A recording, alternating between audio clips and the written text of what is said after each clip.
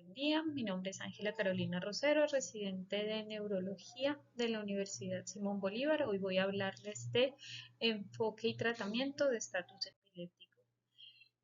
Para comenzar esta charla es importante tener en cuenta que el estatus epiléptico requiere un abordaje rápido para evitar la lesión cerebral, por lo tanto voy a partir de esta frase que dice tratar primero y preguntar después. Para abordar este tema, voy a hablar de definición, clasificación, diagnóstico y tratamiento. Para entender la definición de estado epiléptico, es necesario primero entender qué es una crisis epiléptica. Cuando hablamos de crisis epiléptica, nos referimos a una alteración transitoria con actividad paroxística, hipersincrónica y anormal de la corteza cerebral. Hacia 1970 se identificó o se acuñó el término de estado epiléptico como una crisis que persiste durante un periodo de tiempo suficiente o que se repite con la suficiente frecuencia que puede producir una condición fija y duradera. Desde esa época hacia o hasta el 2015 se acuñó entonces para términos operativos una actividad epiléptica continua o la aparición de dos o más crisis epilépticas sin recuperación de la conciencia con una duración mayor a 30 minutos. Sin embargo, a partir del 2015 la ILAE hace una modificación a esta definición con el fin de incluir aspectos fisiopatológicos. Es así entonces como se define estado epiléptico como una afectación resultante del fallo de los mecanismos responsables de la terminación de la crisis epiléptica o fallo del inicio de mecanismos que conducen a una crisis epiléptica anormalmente prolongada, y esto se define con un tiempo 1 y esta afectación puede tener consecuencias a largo plazo que incluyen la muerte neuronal, la lesión neuronal, la alteración de las redes neuronales según el tipo y duración de las crisis, que es el tiempo T2. Se ha establecido un tiempo de acuerdo a cada tipo de estado epiléptico. Es así como definimos el tiempo 1 para estados epilépticos tónico-clónicos generalizados de 5 minutos, para estado epiléptico focal y es de 10 minutos, y para estados epilépticos de ausencia 15 minutos. El tiempo 2, que es cuando pensamos en lesión neuronal, para estados epilépticos tónico-clónicos hablamos de 30 minutos y para focal y estados de ausencia 60 minutos. Los fundamentos fisiopatológicos de los tiempos establecidos en el estado epiléptico, tiempo 1 y tiempo 2, son tomados a partir de estudios en animales. Son la mejor evidencia que tenemos en el momento para evaluar la lesión neuronal secundaria estado epiléptico, y en realidad tiene una definición más que fisiopatológica operativa, que nos insta a instaurar un tratamiento oportuno en el tiempo 1, y el tiempo 2 nos hace referencia a qué tan agresivo debe ser ese tratamiento para evitar la lesión neuronal. Desde el punto de vista epidemiológico, la incidencia es de 18.3 a 41 por cada 100.000 habitantes en Estados Unidos. En Europa la incidencia es un poco menor, es de 10 a 16 por cada 100.000 personas. Y en Latinoamérica se ha estimado una incidencia mayor, que es aproximadamente de 24.3 por cada 100.000 habitantes.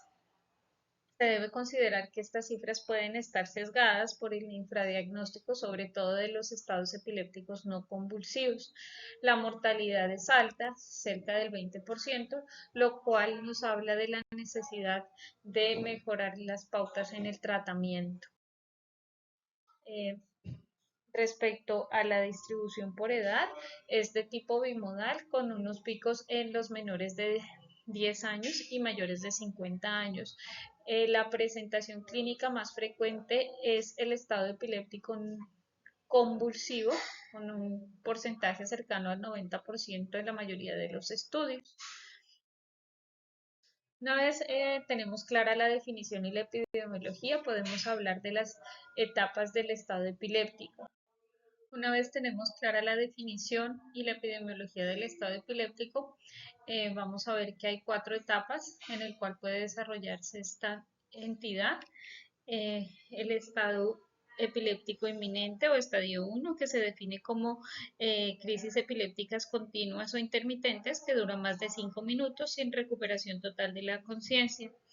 El estado epiléptico establecido, estadio 2, se desarrolla de 10 a 30 minutos después del inicio de las convulsiones o crisis epilépticas y en pacientes que no responden a benzodiazepinas. El estado epiléptico refractario, estadio 3, denota las convulsiones clínicas o electrográficas que persisten después de la administración de 2 medicamentos anticrisis, siendo el primero una dosis adecuada de benzodiazepina. El estado 4 o estado epiléptico superrefractario se define como aquellas crisis epilépticas que continúan durante al menos 24 horas después del inicio de anestesia, ya sea sin interrupción a pesar de las dosis apropiadas de anestésico o recurrencia durante la administración a dosis apropiadas del anestésico después de la retirada. Existe una subcategoría que es el estado epiléptico refractario prolongado. Hace referencia al estado epiléptico refractario que persiste durante al menos 7 días a pesar del manejo adecuado, pero sin el uso de anestésicos, y el estado epiléptico superrefractario prolongado, que hace referencia al estado epiléptico superrefractario que persiste durante al menos 7 días y que ha tenido necesidad continua de agentes anestésicos. Si bien la clasificación del estado epiléptico por tiempos es una clasificación de tipo operativo, es necesaria la definición de estado epiléptico desde el punto de vista de tiempos es netamente operacional. Sin embargo, se sugiere la clasificación del estatus epiléptico en 4 ejes para proporcionar un adecuado diagnóstico clínico y un abordaje terapéutico. Entonces, se propone la realización de la clasificación de acuerdo a los ejes semiológicos, etiología, el estado del electroencefalograma y la clasificación de acuerdo al grupo etario. Cuando hablamos del eje de semiología, tenemos 2 apartes importantes. Uno es la presencia o ausencia de síntomas motores prominentes y 2, el grado de alteración del estado de conciencia, entendiéndolo desde el punto de vista cualitativo y cuantitativo. Entonces, cuando hablamos de estado epiléptico con síntomas motores prominentes, podemos encontrar los tónico-clónicos generalizados, los estados epilépticos mioclónicos, los estados epilépticos focales motores, que pueden, dentro de estos se incluyen la epilepsia parcial continua, los estados oculoclónicos, las paresias citales, tenemos también el estado epiléptico tónico y el hiperkinético. Cuando hablamos de síntomas sin síntomas motores prominentes, tenemos entonces el estado epiléptico no convulsivo con o sin coma. Cuando decimos que es sin coma, podemos tenerlo generalizado, que son las ausencias típicas, atípicas y las ausencias mioclónicas. Si es focal, eh, con o sin alteración del estado de conciencia, el estatus afásico y también dentro de esta clasificación se incluyen los pacientes con estatus epiléptico no compulsivo de inicio indeterminado y los estados epilépticos autonómicos. En el eje de etiología podemos encontrar etiologías conocidas o desconocidas. Dentro de la etiología conocida tenemos 5 etiologías importantes que son las estructurales, metabólicas, inflamatorias, infecciosas y tóxicas. La etiología estructural puede ser sintomática aguda, que es la que ocurre dentro de los primeros 7 días, sintomática remota después de los 7 días y sintomática progresiva. Es importante hacer la aclaración que no debemos usar los términos etiológicos, idiopáticos o genéticos como la etiología del estatus epiléptico, porque el síndrome epiléptico como tal no es la causa del estado epiléptico, sino que puede haber una causa, por ejemplo, metabólica o, por ejemplo, infecciosa que puede estar desencadenando el estado epiléptico y esta sería la etiología. En este estudio publicado en el Journal Europeo de Epilepsia se recuperaron datos de distintos estudios en donde se evaluaba la etiología del estado epiléptico y se evidencia una consistencia entre la mayor incidencia de etiología sintomática aguda en los diferentes estudios. En estudios epidemiológicos se ha establecido que las causas más frecuentes de estatus epiléptico en adultos son los niveles bajos de fármacos anticrisis, seguido de eventos isquémicos y finalmente causas sintomáticas remotas. Entonces, es importante establecer los niveles de fármacos anticrisis, evaluar la presencia de adherencia a los fármacos o evaluar también si las dosis de los fármacos prescritos son adecuadas para el paciente. Habitualmente la causa del estado epiléptico puede establecerse dentro de las primeras 72 horas de iniciado el cuadro.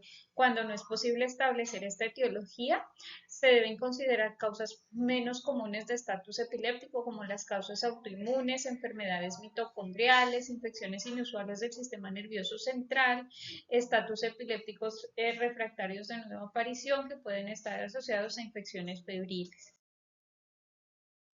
En este metaanálisis en el que participaron países como Argentina, se identificaron causas específicas importantes de estado epiléptico como las infecciones del sistema nervioso central, los antecedentes de epilepsia asociado con falta de adherencia al tratamiento y la enfermedad cerebrovascular. Respecto a la mortalidad, vemos que una de las causas de mortalidad más altas en el estado epiléptico son las causas hipóxico-anóxicas, las infecciones del sistema nervioso central, las causas metabólicas, mientras que las dosis bajas de medicamentos o fármacos anticrisis tienen una baja mortalidad cuando se asocian pues en el estado epiléptico. La clasificación sobre el eje electroencefalográfico es importante, sobre todo en los pacientes que se encuentran en unidades de cuidados intensivos. Se pueden detectar una gran variedad de anomalías epileptiformes que son potencialmente dañinas y que deben alertarnos al tratamiento de estos pacientes. Cuando hablamos de la clasificación electroencefalográfica del estado epiléptico, tenemos los términos de crisis epiléptica electrográfica, que habla de descargas epileptiformes o aparición de grafoelementos en el electroencefalograma con una frecuencia mayor a 2.5 Hz y una duración mayor a 10 segundos, o que tenga un patrón ictal con una evolución mayor o igual a 10 segundos. Tenemos también la definición de estado epiléptico electrográfico, que hace referencia a cualquier patrón o crisis epiléptica electrográfica que dura más de 10 minutos o que aparece más de 20% de un trazado electroencefalográfico de 60 minutos. Cuando estas alteraciones electroencefalográficas coinciden con una manifestación clínica, hablamos de estado epiléptico electroclínico o crisis epiléptica electroclínica. Entonces, estos son los patrones que podemos encontrar en el electroencefalograma. Esta es la definición del estado epiléptico electrográfico. Entonces, las descargas epilépticas que duran más de 10 minutos y que se identifican en por lo menos 20% del trazado de 60 minutos. Cuando hay dudas, es decir, patrones que no cumplen con la definición de estado epiléptico, pero que tienen descargas ictales, eh, hablamos del patrón continuo ictal interictal. Este es un término puramente electroencefalográfico, no es diagnóstico, pero existe una posibilidad de que este contribuya con manifestaciones clínicas y lesión neuronal, por lo cual se sugiere una monitorización electroencefalográfica cuando tenemos este tipo de patrones. Estos son los patrones que podíamos encontrar. Finalmente voy a hablar de evaluación y diagnóstico. Cuando hablamos desde el punto de vista clínico, pues tenemos el estado epiléptico convulsivo y no convulsivo, y desde ahí partimos para realizar la adecuada evaluación. Cuando tenemos el estado epiléptico convulsivo es importante evaluar el nivel de conciencia del paciente, la protección de la vía aérea, dado que en el estado epiléptico hay un bloqueo del reflejo nauseoso, lo cual puede propender a que el paciente tenga broncoaspiración, por lo que se debe asegurar una adecuada respiración, se debe asegurar la circulación, evaluar la exposición a tóxicos, a infecciosos que puedan estar ocasionando el estado epiléptico.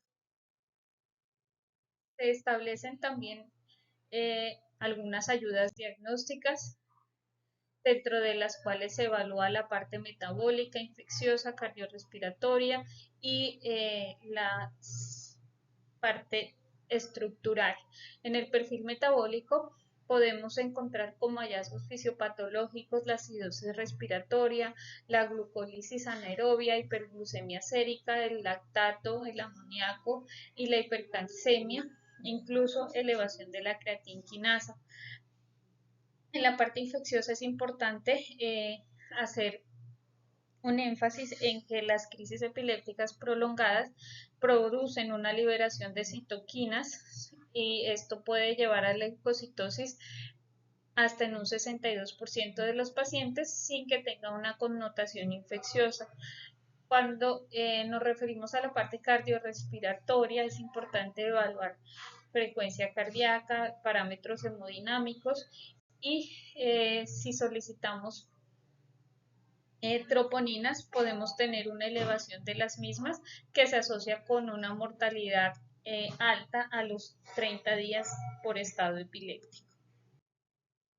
Entonces, se sugieren unos paraclínicos que se deberían solicitar de manera inmediata, dentro de los cuales se incluye el hemograma, la urea, la creatinina, el sodio, el potasio y el ionograma, calcio, magnesio, albúmina, creatinina.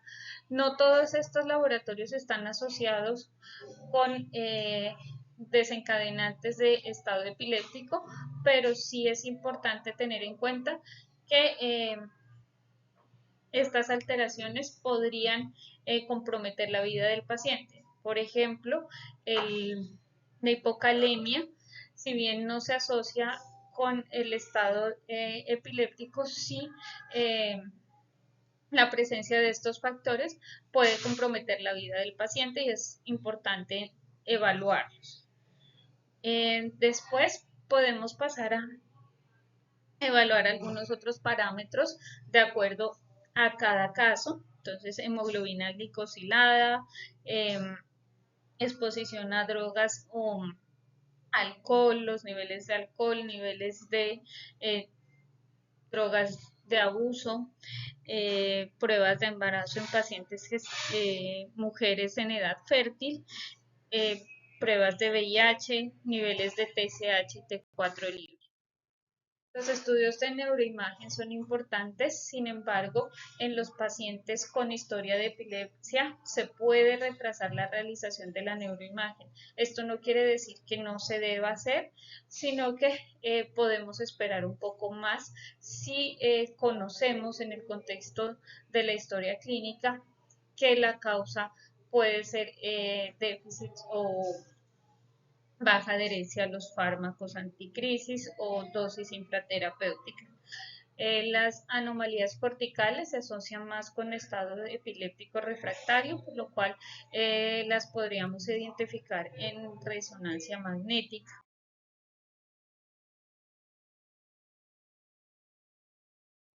Podemos realizar investigaciones dirigidas al escenario clínico.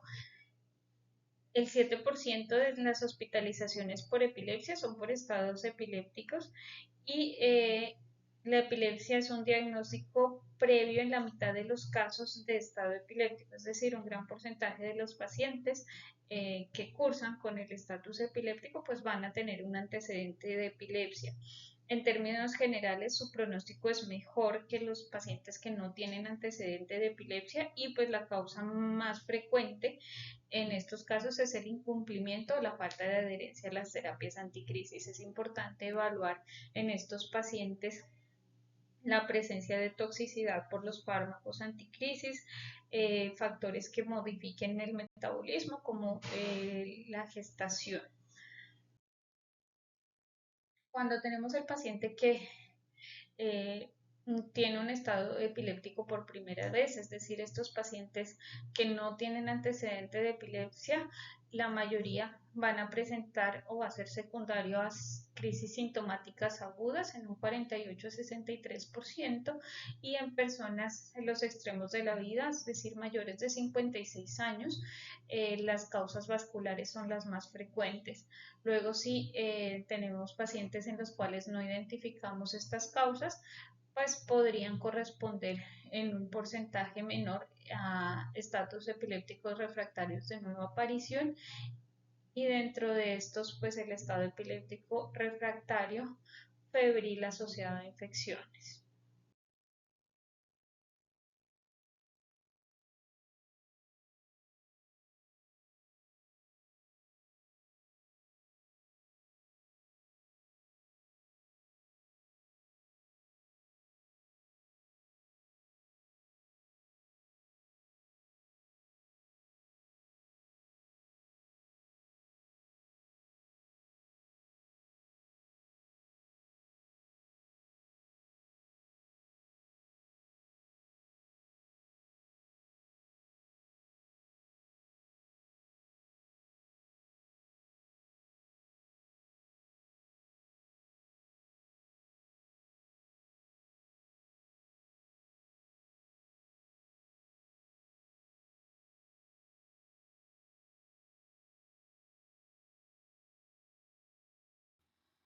Respecto a los tipos de estado epiléptico no convulsivo, podemos encontrar el estado epiléptico electrográfico, que hace referencia a esas alteraciones o aparición de grafoelementos que no coinciden con una manifestación clínica, mientras que el estado epiléptico electroclínico hace referencia a la aparición de descargas epileptiformes en el electroencefalograma que se asocian con una aparición o una manifestación clínica.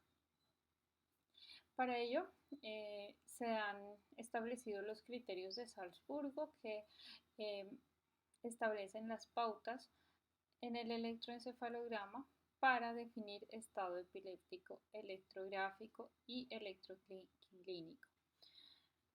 Entonces se define el estado epiléptico no convulsivo como descargas epileptiformes con un promedio de 2.5 Hz en más de 10 segundos o más de 25 descargas en 10 segundos. Otro de los criterios es que exista cualquier patrón periódico con una evolución definida que dure más de 10 épocas en el electroencefalograma. La evolución se define como al menos dos cambios inequívocos y secuenciales, bien sea en la frecuencia, morfología o en la ubicación. Entonces, cuando hablamos de evolución en frecuencia, son al menos dos cambios consecutivos en la misma dirección que tengan una amplitud de al menos 0.5 hercios. Cuando hablamos de evolución en la morfología, es que exista al menos dos cambios consecutivos en una morfología de onda distinta. Y en la evolución de la ubicación hablamos de la propagación secuencial eh, hacia al menos dos ubicaciones de los electrodos que pueden ser diferenciales en un montaje 10 a 20. Entonces, ¿qué hacer cuando tenemos dudas de si se trata de un estado epiléptico electroencefalográfico? Sobre todo, pueden existir dudas cuando el electroencefalograma muestra un patrón no característico ictal como el continuo ictal interictal. En este caso, se sugiere realizar una prueba terapéutica con fármacos benzodiazepínicos o no benzodiazepínicos y evaluar las modificaciones del electroencefalograma. Un enfoque estandarizado pues propuesto recientemente sugiere considerar entre los medicamentos no benzodiazepínicos el levetiracetam, el valproato, la lacosamida, el brivaracetam, cuando sea el único medicamento pues disponible podemos usar fosfenitoína o fenobarbital. Los autores pues no recomiendan administrar una dosis de carga inicial de anticrisis no benzodiazepínico, sino administrar 2/3 o 3/4 de la dosis de carga máxima utilizada y observar entonces en la prueba inicial si esto produce una respuesta en el monitoreo electroencefalográfico como la supresión de las ondas que estaría indicando que se trata de un estado epiléptico y en cuyo caso pues se deberá tratar. Finalmente vamos a hablar del tratamiento. El tratamiento está dirigido a cada una de las etapas del estado epiléptico, la etapa 1 o el estado epiléptico temprano, que está dentro de los 5 primeros minutos, en cuyo caso se podrán usar benzodiazepinas. Tenemos varios tipos de ellas, las cuales pueden ser administradas de manera intravenosa, nasal, eh, intramuscular, bucal, rectal e incluso oral. Como podemos observar en la gráfica, los que tienen mayor disponibilidad en corto tiempo, pues es la administración endovenosa, para la cual está disponible el clonazepam, el diazepam, el lorazepam y el midazolam.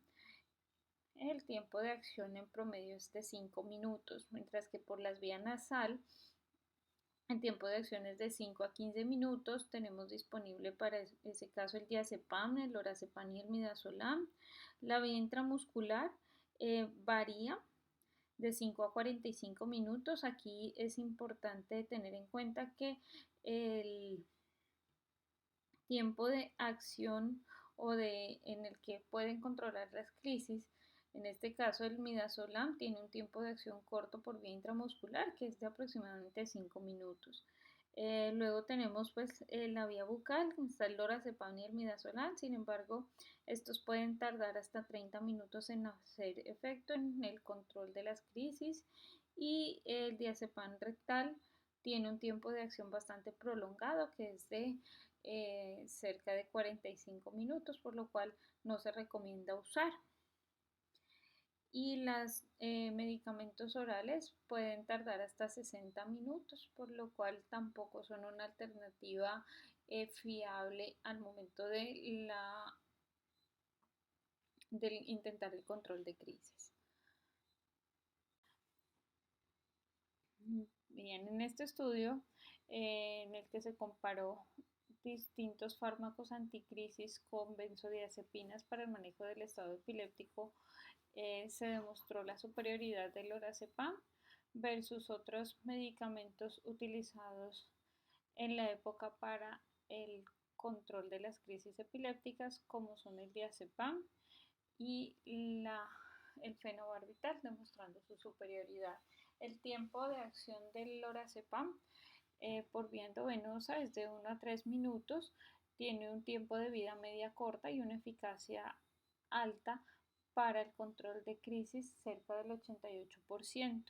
El midazolam, al igual que el lorazepam por vía endovenosa, tiene un tiempo de acción bastante rápido, sin embargo tiene un tiempo de vida medio un poco más prolongado, que es de 1 a 4 horas, y su eficacia es similar al lorazepam, incluso en la administración intramuscular es aproximadamente del 78%.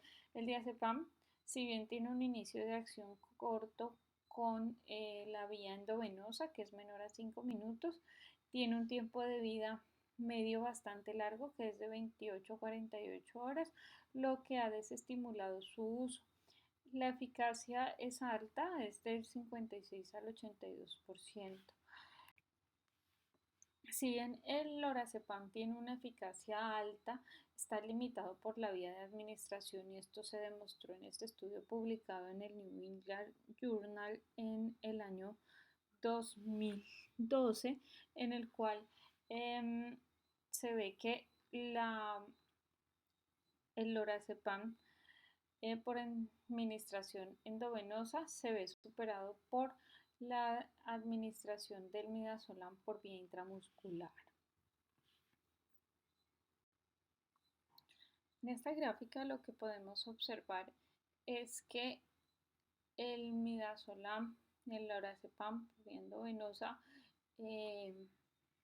tienen un tiempo de acción similar, siendo superior o más rápido el lorazepam y sin embargo, cuando hablamos de la vía intramuscular, vemos que el tiempo de efectividad es casi similar que por la vía endovenosa en el midazolam, mientras que en lorazepam pues no hay presentaciones disponibles o su tiempo de acción es un poco más largo, lo cual pues estimula el uso de midazolam.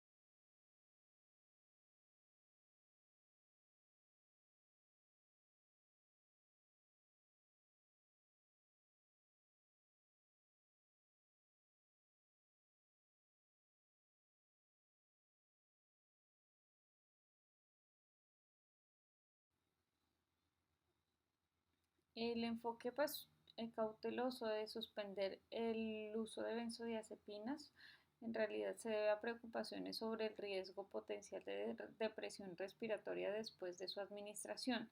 Sin embargo, y esto es muy importante aclarar,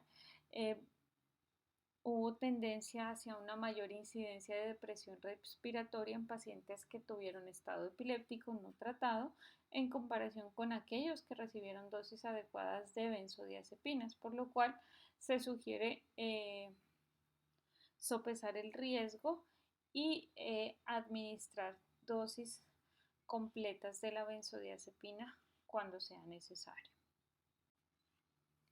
La etapa 2, que va de los 10 a los 30 minutos, es decir, en un estado epiléptico establecido en el cual los pacientes no han respondido a la dosis de benzodiazepina, que puede ocurrir en un tercio de los pacientes, se recomienda la administración de terapia anticrisis en bolo y luego continuar el mantenimiento.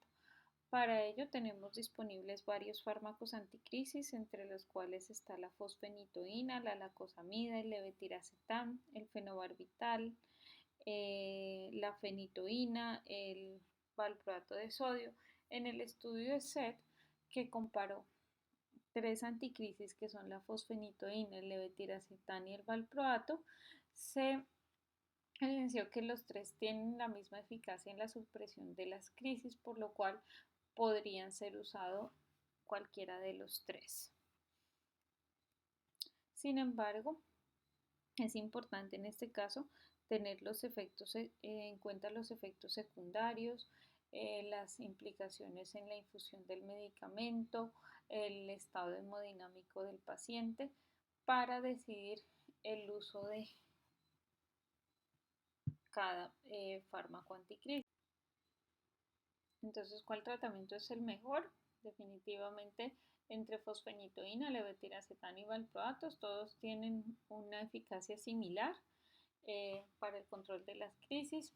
Entonces, en el estudio SET, el porcentaje de pacientes tratados con éxito con levetiracetam fue del 47%, para el grupo de fosfenitoína 45% y para el grupo de valproato 46%, con un intervalo de confianza superior al 95%, lo cual nos muestra pues una tasa de eficacia muy similar entre los tres medicamentos. Sin embargo, como ya lo habíamos mencionado previamente, la escogencia del medicamento debe estar ajustada a sus efectos secundarios y a las condiciones o comorbilidades del paciente. Es así que en el Acta Neurológica Escandinávica se evaluó la eficacia de la lacosamida y la fenitoína en estado epiléptico. En este estudio se evidencia que la lacosamida tiene una eficacia similar a la fenitoína, sin embargo, tiene menos efectos adversos para lograr el control de las crisis epilépticas en los pacientes con estado epiléptico, por lo cual disminuye pues finalmente la estancia en unidades de cuidados intensivos y disminuyen los desenlaces negativos. Entonces, si bien, por ejemplo, la fenitoína es un medicamento que podríamos usar para el control del estado epiléptico, esta ha quedado a un lado por la cantidad de efectos secundarios que podemos encontrar que limitan pues su uso.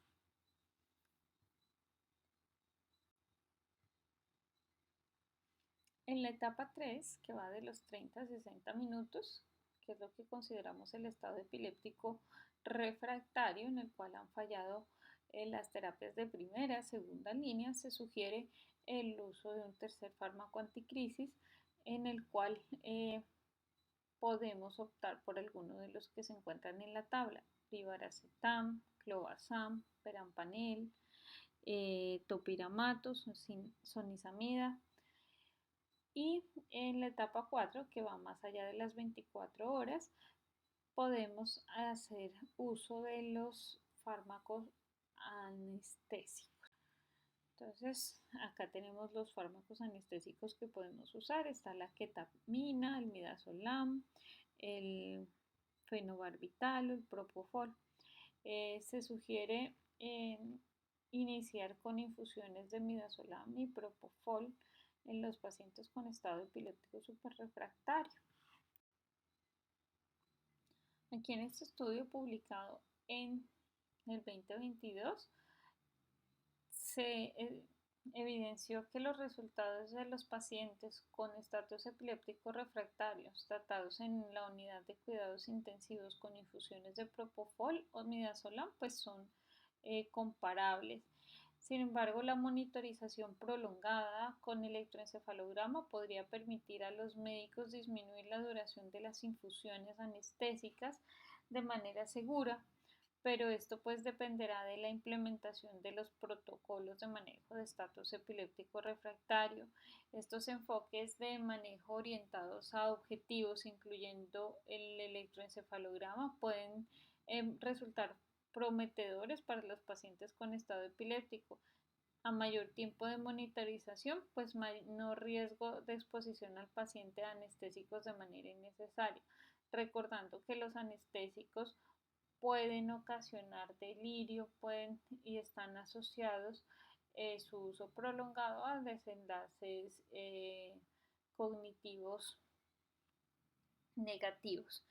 Entonces, importante ahí realizar en estado epiléptico refractario la monitorización continua.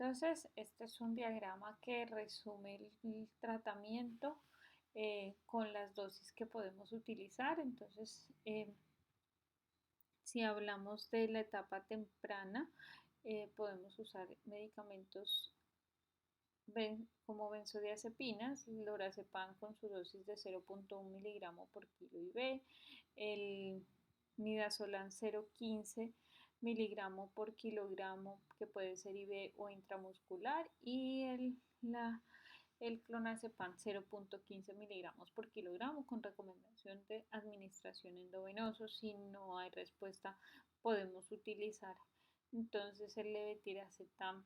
La dosis va de 60 miligramos por kilogramo IV, el ácido valproico de 40 miligramos por kilogramo IV, y finalmente fenitoína fosfenitoína de 20 miligramos por kilogramo IV. Cuando no hay respuesta, entonces estaríamos en estado epiléptico refractario. Podremos usar dos caminos, que son el uso de